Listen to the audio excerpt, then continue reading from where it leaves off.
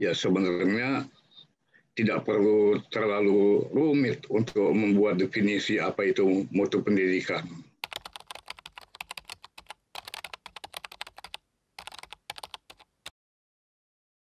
Cukup satu aja kalau buat saya, yaitu mutu lulusannya. Gitu.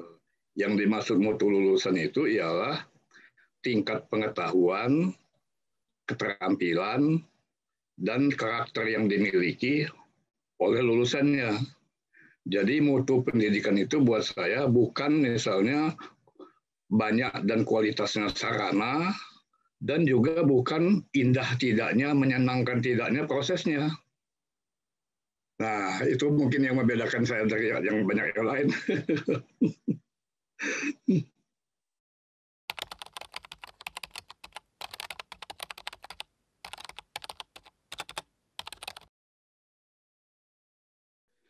Ya, di seluruh dunia sama jawabannya, yaitu sistem pendidikan yang menghasilkan lulusan yang bermutu itu ialah kalau sistem pendidikan itu berbasis standar tentang hasil, bukan proses atau kurikulumnya, gitu. Jadi standard based education system. Nah, itu jawabannya sebenarnya kalau buat saya ringkas begitu saja. Dan setiap sistem apapun, termasuk sistem pendidikan, pasti terdiri dari input, proses, output, dan berjalan di sebuah environment tertentu, lingkungan tertentu. Nah, ultimate goal dari setiap sistem itu pasti output, yang nanti kalau dikaitkan dengan relevansi dari output itu, maka disebut outcome. Gitu, berguna apa enggak output yang dihasilkan itu, relevan apa tidak. Jadi kalau diringkas, masalah setiap sistem pendidikan itu cuma 4 sebetulnya di seluruh dunia, yaitu pemerataan, equity, quality, artinya mutu lulusan, lalu efisiensi penyelenggaraan, dan relevansi dari hasil yang diproduk itu. Nah, jadi itu sistem yang berbasis standar tentunya, bukan berbasis proses. Gitu. Saya kira demikian.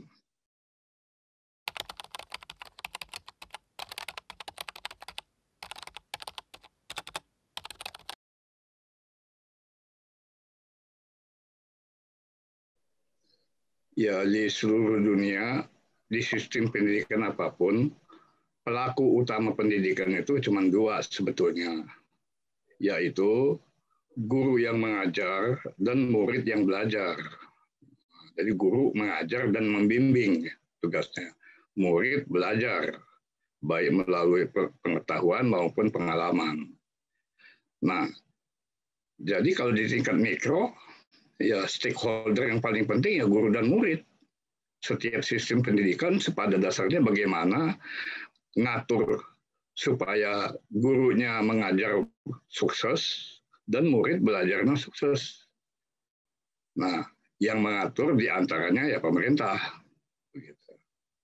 Jadi kalau stakeholder mana yang penting ya di tingkat mikro ya murid dan guru, di tingkat makro baru pemerintah.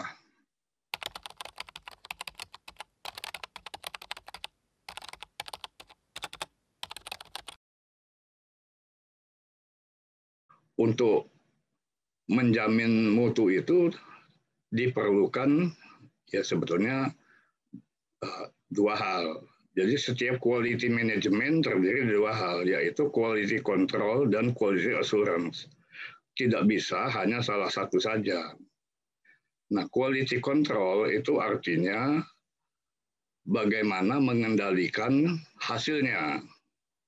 Kalau di bidang pendidikan, itu salah satu diantaranya namanya ujian atau assessment. Nah, sedangkan kalau di pabrik, mungkin barangkali pengecekan setiap keping produk yang dihasilkan. Gitu.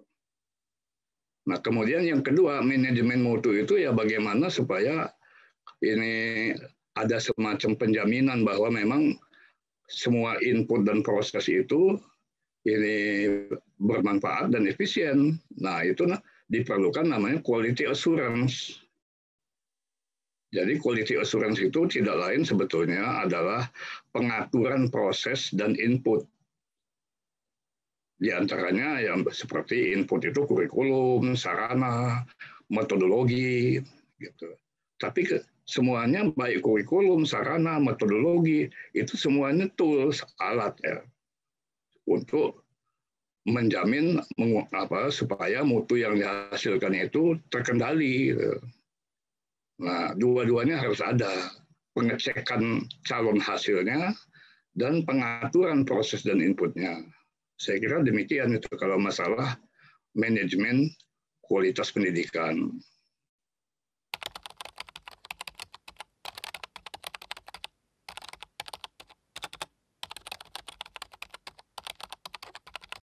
Posisi atau peran dari ketiganya, kurikulum, penilaian atau asesmen, dan bahan ajar, itu sebetulnya sejajar, posisinya sama, yaitu tiga-tiganya harus mengacu kepada hal yang sama, yaitu sebuah standar mengenai kualitas lulusan yang diinginkan. Nah, jadi ini menyusun kurikulum itu harus berdasarkan atau mengacu kepada sebuah standar yang disepakati. Melakukan evaluasi atau asesmen baik terhadap kurikulumnya maupun terhadap hasilnya juga ya tadi acuannya standar yang disepakati itu. Apalagi kalau cuma bahan ajar itu kan cuma bahagian dari kurikulum gitu. Saya kira demikian.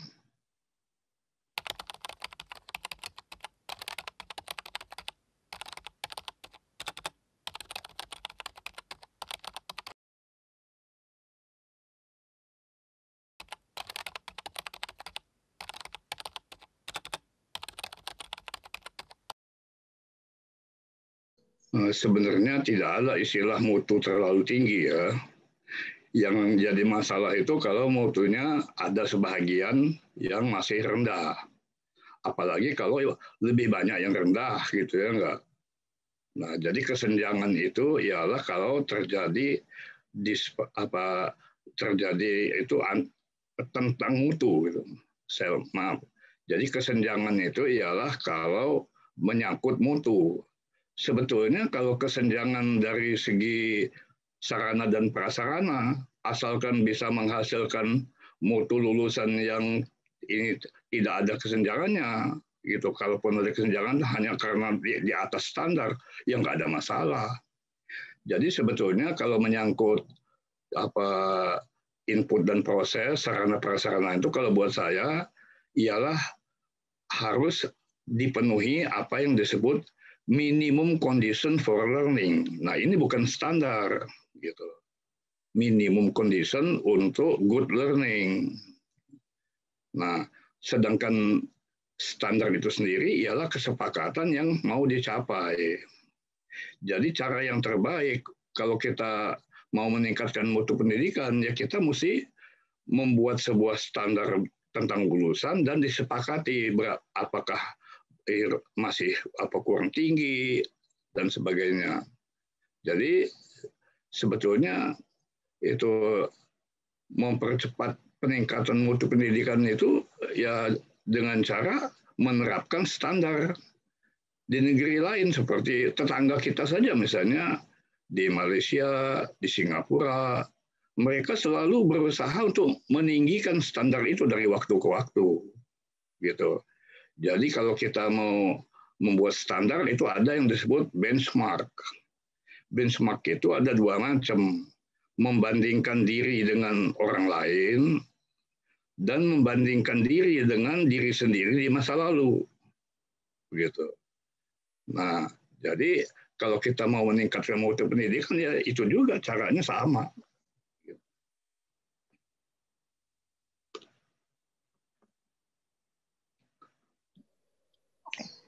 Pak, kayaknya ini banyak yang akan ada tambahan dari Bapak nanti waktu bebasnya. Jadi kita lanjut dulu ya. Dengan terjadinya COVID, jadi beberapa orang berpendapat, semua orang mungkin berpendapat bahwa disparitas pasti nambah gitu. Turut andil banget lah COVID ini menambah tingkat disparitas. Terutama kayak di Indonesia yang kesenjangan ekonomi juga tinggi.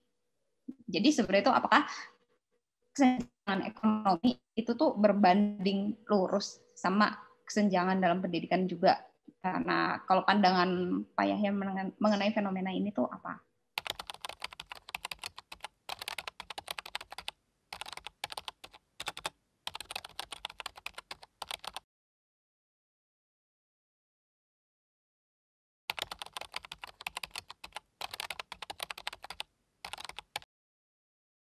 Fenomena ini kan bukan hanya kita yang mengalami.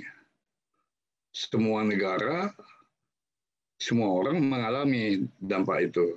Nah, maka itu harus ada cara yang kreatif dan sesuai dengan apa keadaannya masing-masing. Bagaimana caranya untuk memastikan bahwa misalnya pandemi COVID ini tidak terlalu signifikan dampaknya terhadap kualitas lulusan yang dihasilkan. Gitu. Sebenarnya yang menjadi sufficient condition untuk kualitas lulusan itu cuma ada dua ya di dalam pendidikan itu, yaitu murid dan guru itu bekerja keras, gitu ya enggak. Nah, yang kedua ialah diterapkannya apa yang disebut mastery learning. Jadi semua yang selain dua itu sebetulnya hanya merupakan necessary but not sufficient condition untuk terjadinya mutu itu, diwujudkannya mutu itu. Nah, yang necessary tapi sufficient itu hanya dua tadi. Ialah kalau orang kerja lebih keras, orang yang sama, hasilnya pasti akan lebih baik daripada kalau dia tidak kerja keras. Itu yang pertama, itu sufficient condition namanya.